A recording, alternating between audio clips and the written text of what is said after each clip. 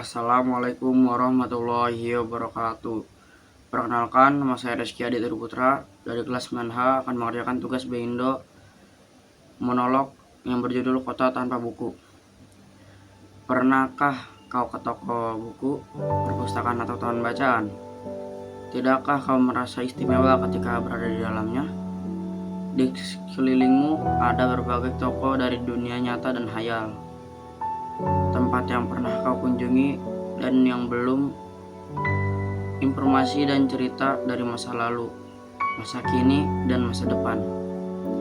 Berpadu, semua berada dalam genggamanmu. Saat berada di antara buku, tidakkah kau menjadi raja dan ratu? Ruang dan waktu seolah menyatu tanpa batas. Kau bisa terbang melintasi sekat negara dan melewati berbagai zaman. Kau bisa menyelam ke dalam samudra, melayang di angkasa, bercanda dengan aneka satwa, dan berkelana di tengah padatnya kota, juga di Rimbaya.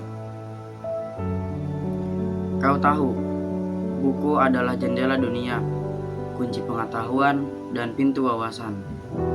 Muhammad Hatta, sang proklamator, berkata, "Aku rela dipenjara asalkan bersama buku, karena dengan buku aku bebas."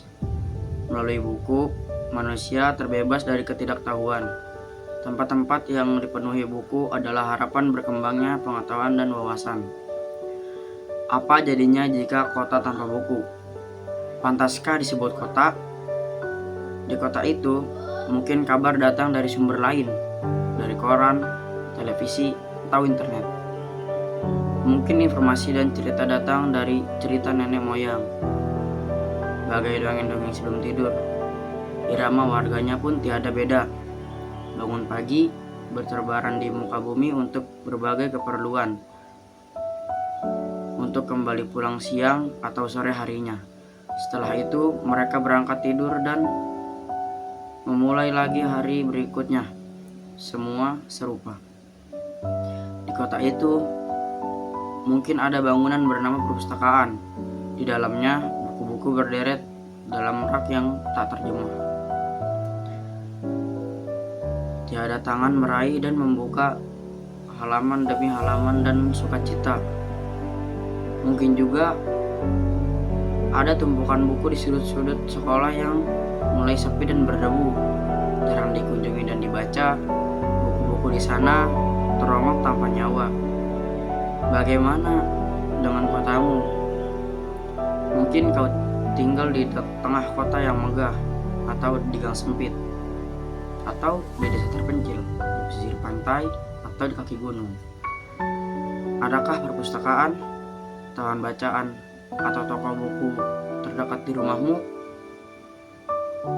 Jika ada, apakah tempat itu menjadi wadah berkumpulnya anak-anak dan warga, menjadi pusat perkembangannya wawasan atau pengetahuan, atau hanya menjadi panjangan?